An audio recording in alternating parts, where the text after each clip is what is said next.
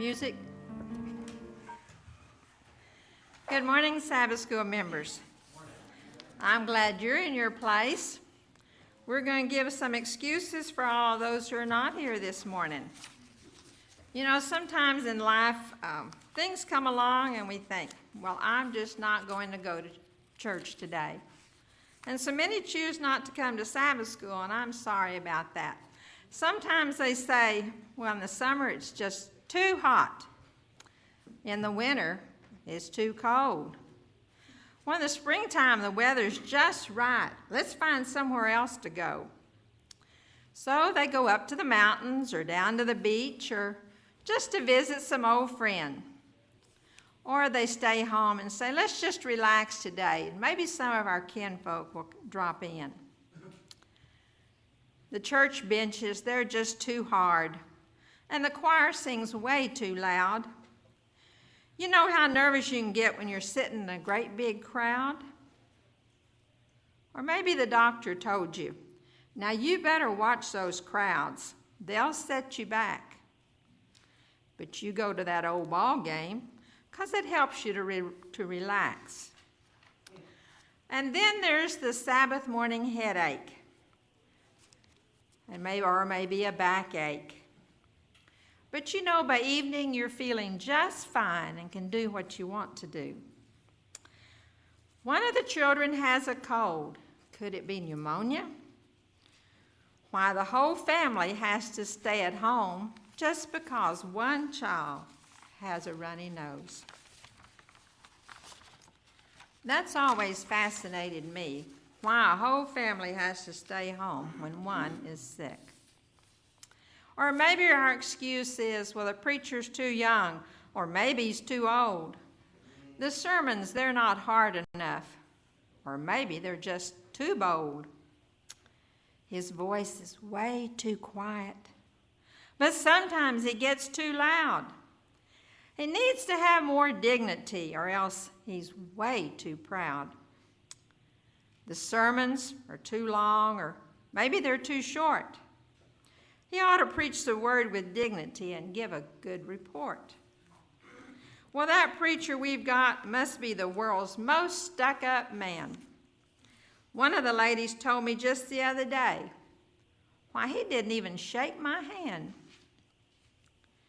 And the course to all of this is excuses, excuses. You hear them every day. Now the devil, he'll supply them if from church you'll stay away. When people come to know the Lord, the devil always loses. So to keep them folks away from church, he offers them excuses. How many times do we buy into that and follow along with his excuses? Let's sing about the Sabbath today. Sabbath, don't forget it. Plan all week for it. Hymn 388.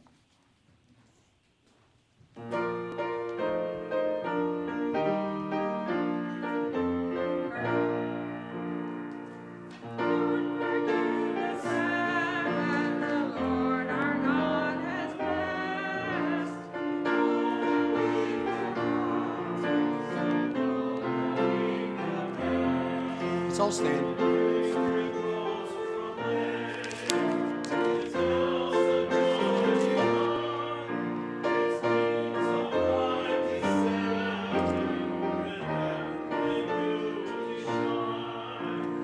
Welcome, welcome, ever welcome, blessed Sabbath day. Welcome, welcome, ever welcome, blessed Sabbath day. Verse 2. Keep the Sabbath holy and worship him today, who said to his disciples, I am the living way. And if we meekly follow our Savior here below, he'll give us of the fountain whose streams eternal flow. Welcome, welcome, ever welcome, blessed Sabbath day. Welcome, welcome, blessed Sabbath day. Day of sacred pleasure, its golden hours were spent in thankful hymn to Jesus, the dearest friend. O gentle, loving Savior, how good and kind thou art, how precious is thy promise to dwell in every heart. Welcome, welcome, ever welcome, blessed Sabbath day. Welcome, welcome, ever welcome, blessed Sabbath day. Let us pray. Heavenly Father, we thank you so much for this beautiful Sabbath day you have given us. We ask, Lord, that you be with us this day. Engross our minds, Lord, with your love and your beauty. In Jesus' name we pray. Amen. Sean, let's have our DVD. Sean, our DVD.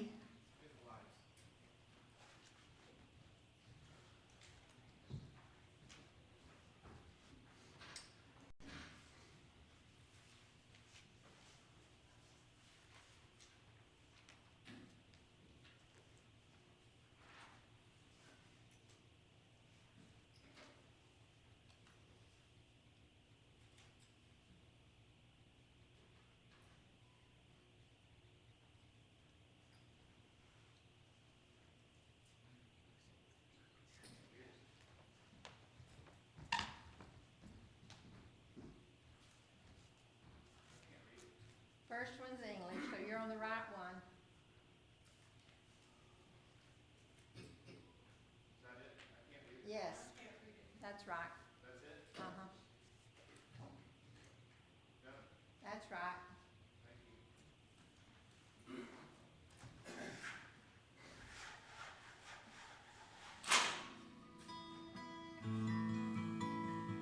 A new day dawns over the landscape of the South American division. Soon, people will begin their day. Soon, streets will be filled. Students will fill their classrooms, and people will go about their daily business. Welcome to the South American division. South America, the name of the fourth largest continent on Earth, conjures up a variety of images. For some, it's the large cities of South America. For others, it's the mighty Amazon and once vast rainforests. For others, it's the towering mountains of the Andes. And for some, it's the white sand beaches. For Adventist Mission, South America represents millions of unreached people.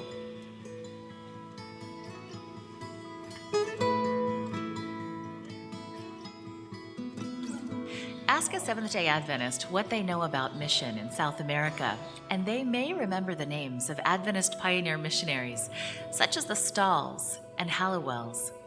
Although well known, these two families were just two of many who contributed to the growth of the Seventh-day Adventist Church in South America. Today, there are more than 2 million Seventh-day Adventists in South America worshiping in some 10,000 churches. While that represents tremendous growth, there is still much to be done. In an area with more than 318 million people, only 2 million are Seventh-day Adventists. The Seventh-day Adventist Church is growing in South America thanks to active lay people and dedicated pastors, global mission pioneers, and Christian teachers.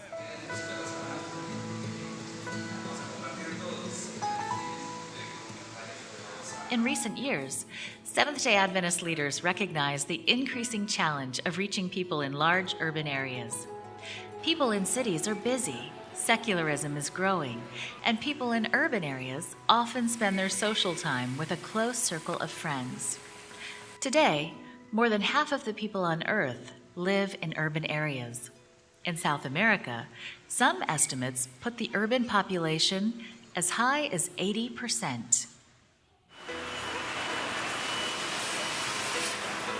Sao Paulo is Brazil's largest city, with a population of some 11 million in the city itself and nearly 20 million in the metropolitan area.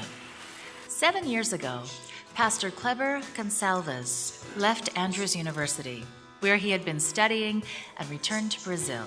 He had a dream of starting a church in the heart of the city, in an area where starting a new church wouldn't be easy. Traditionally, we had not been very successful in reaching a secular and postmodern people in this city. Actually, right now where we are, close by the financial center of São Paulo, Paulista Avenue, in the past 47 years, we have not been able as church to start any churches in this area. Despite the difficulties of the past, Pastor Kleber gathered together a small group of Adventists and planted a new church called Nova Semente. Nova Semente, the meaning of the name is new seed. And it comes from Zacchaeus' experience. That little short man, he wanted to see Jesus, says the Bible text. So he was looking for a place, and he found a little tree in which he could hide. And there, sitting on a branch of a sycamore tree, he could finally see Jesus. Today, Nova Semente, the new seed, has grown into a large and vibrant church here in the business district of one of Brazil's largest cities. Every Saturday or Sabbath, they have 3 services. The first one is 10 a.m. in the morning. It's mainly for the members and for the new converts. So we have a very strong discipleship program in which we teach the church about our mission, our vision as church. We help them to develop this close relationship with Jesus Christ. During the morning service, families are invited to participate. Each week, members fill out prayer requests, bring them to the front, and place them in a box. The box is locked, and a family that has recently joined the church is chosen to take the box home. During the week, they pray for the requests of their newfound church family. Church members are also asked to pray for the prayer needs in the box. Every Sabbath, Vera and Marcio open their home and invite new people for a meal and fellowship. Marcio is a chef, and he's happy to share his culinary skills with people from his church. And Vera has found a way that God can use her. When I started coming here, I realized that I didn't have a specific talent. I saw people singing or going to prayer groups or doing the discipleship. And I was asking God to use me. I was doing these lunches already, and I realized that God was telling me that this was the way to serve Him, bringing people together to have this fellowship after church. When Vera started going to Nova Semente, Marcio was going to another church. Marcio was praying that Vera would come back to their old church. Vera was asking God to help Marcio know that Nova Semente was the church for him. Today, Vera and Marcio are actively involved at Nova Semente. I try to give all the love I felt the church was giving me and give it back to these people who are coming here for the first time. Services don't end with morning worship and lunch at Nova Semente. In the afternoon, they have a special program for their neighbors, and members are involved in putting on the program. In the afternoon, everything changes. The members, they are fired up to serve. So we have dozens of volunteers. You just saw for this program to be able to run, we had at least 80 people involved as volunteers in various ministries.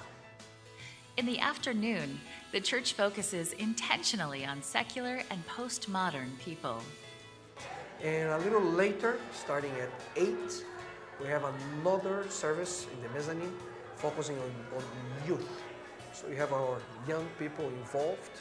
It has also an evangelistic approach, so they can bring them friends. So the only difference between the afternoon service to the night service is the way we communicate. Although Nova Semente is drawing people to the church, Nova Semente's members are also going out. One of these members is Audrey. One day, she stopped and bought some vegetables from some boys selling by the side of the road. While she was talking with them, she asked where they lived. They offered to show her, And soon she found herself in one of the poor areas of Sao Paulo. After the visit, Audrey promised to come back. She started going back and taking food and clothes donated by church members and friends.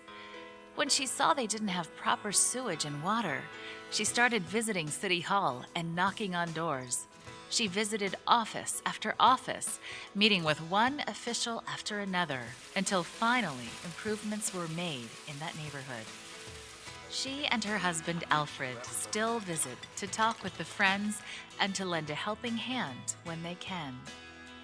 We've been helping him to build his home. That was a problem for him because he was living in other people's houses. Although it has taken years of work in this challenging area, more than 90 people have been baptized, and more are taking Bible studies. While Nova Semente is near the financial hub of Sao Paulo, many churches are in areas where members are struggling to make ends meet. Global Mission pioneers and other church planters have started new congregations that have no church building to call home.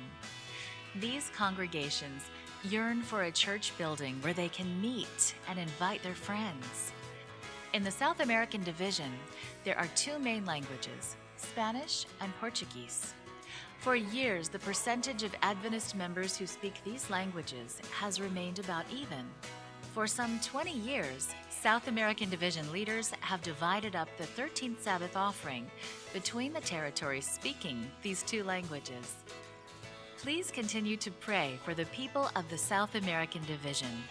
And thank you for supporting the mission offerings and world budget of the Seventh-day Adventist Church that are making such a difference in people's lives around the world.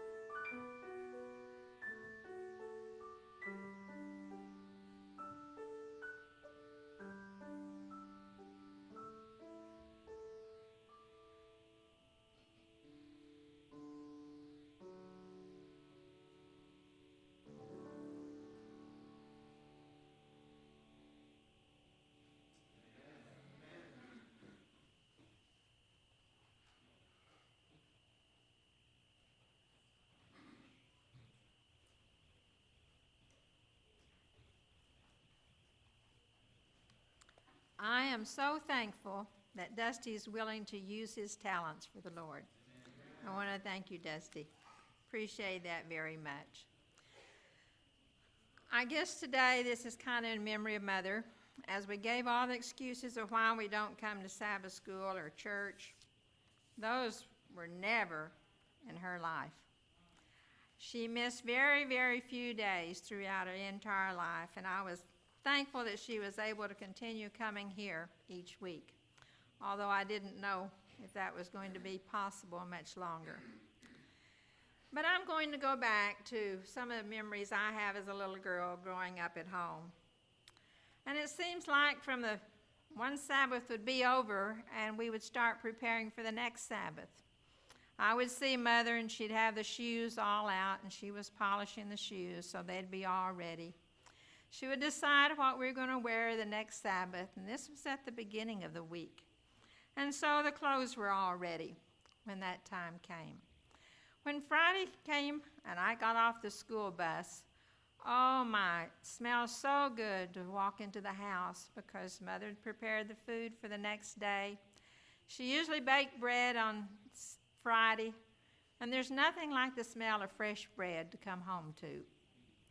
And many times since we lived on a farm and had chickens, she made angel food cakes. And so that was a special treat for Sabbath because usually that was the only time we had dessert when I was little. And so it was a special time. But then on Friday night, we would have all those egg yolks. And she would have boiled those, and whatever we had for supper, they were always there on the side that we could enjoy. Of course, now you know that's not good for you probably, but it was still delicious. Friday night worship, we usually had worship before supper, depending on what time the sun went down. But it was a special time. Daddy would always have to turn his wells off early on Friday, and that's hard when you're irrigating. And the neighbors would think, those crazy people, why is he turning off the well? No, you need to water. He knew that too. But he trusted that the Lord would provide, and so he would turn the wells off before night and come in to have worship.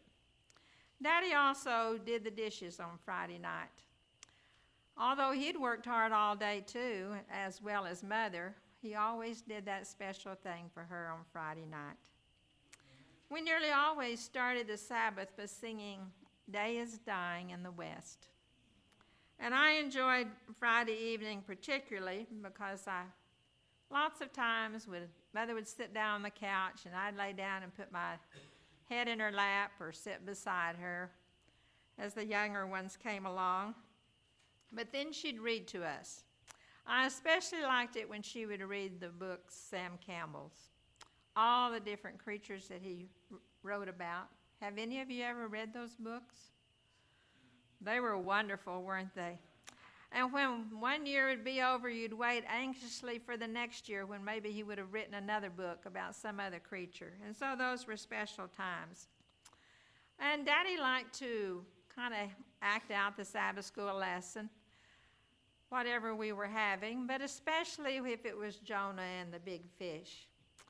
Now, he would put us on the piano bench one at a time, and he'd come along and pretend like he was swallowing us up, and that piano bench would just wiggle back and forth as he shook us around as if we were in the big whale. And that was special. And then he would throw us up on the bank, and we would go on with the evening. Hard on the piano bench, but it made for good memories. Sabbath afternoon was also a special time. We had games that we didn't play any other time, and we would play games, and it seemed like that's where I learned a lot about birds by playing the bird game. Now, I know it's a little bit different now than it used to be, the different birds in them, but anyway, we would play the bird game, and I'd learn lots of birds that way. Then on Sabbath afternoon, especially in the spring, we'd like to go for a walk. And then we would hunt for wildflowers. Sabbath has lots of memories. Through the years after Dale and I got married, Seemed like Friday night when the children came along while we always began supper or ate supper by candlelight. If you have children, you need to plan special activities for the Sabbath, whether it's on Friday night and Sabbath as well. One church we were in, it was a blessed church to raise children in. There were lots of children in this church. But they would take turns, we would take turns that had children, of having the young people over to our house. And we knew ahead of time that it was going to be our week to plan activities for the young people. And it was lots of fun. We might sing courses, or we might take a walk, might go down by a creek. Just many times we would go to sing for shut-ins. But just to be together, you know, young people always like to be together. But instead of just letting them run and play and do whatever young people sometimes decide to do on the Sabbath day, there were planned activities for them to enjoy. And we spent many, many delightful Sabbath afternoons, not only with our family, but also with our friends in the church. And they helped make it special too. And I think especially in our church, as we grow older and we think, oh, I'm so glad I don't have children. That may be true. But we have many families that do have children. So sometimes it would be nice if we would step in and give a helping hand to help them plan a Sabbath afternoon activity. Children need special things to do. They need to know that it's not just a day to do everything that you would do other days, but to make it special. It's God's day, from Friday evening till sunset. And you know, as teenagers, we're always, well, when's the sun going down? When's the sun going down? Sometimes we're guilty of that too. But you know, this God's special time, the Sabbath day is. Let's don't infringe on it, whether it's our cooking, whether it's our shopping. That's for another day. Leave your TV off. You'll survive without knowing what's going on that day. Even the weather, you'll still know. There'll be a day there. God set aside this time. Give it completely to Him, not to you.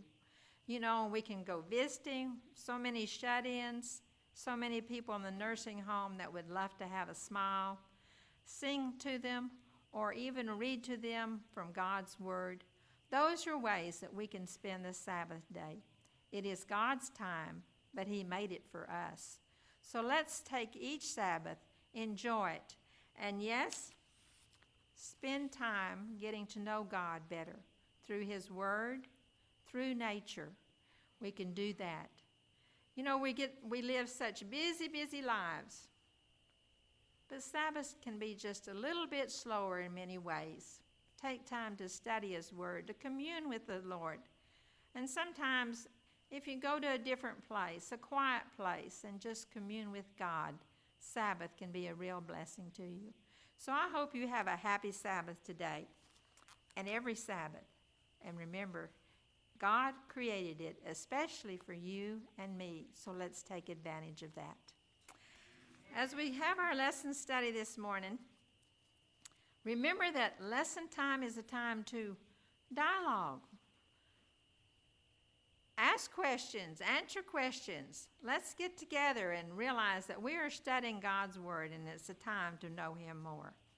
I'm not asking you this quarter to learn your memory verse, although I learned mine today, but I hope you will continue. Learn your memory verse every week. Happy Sabbath to you.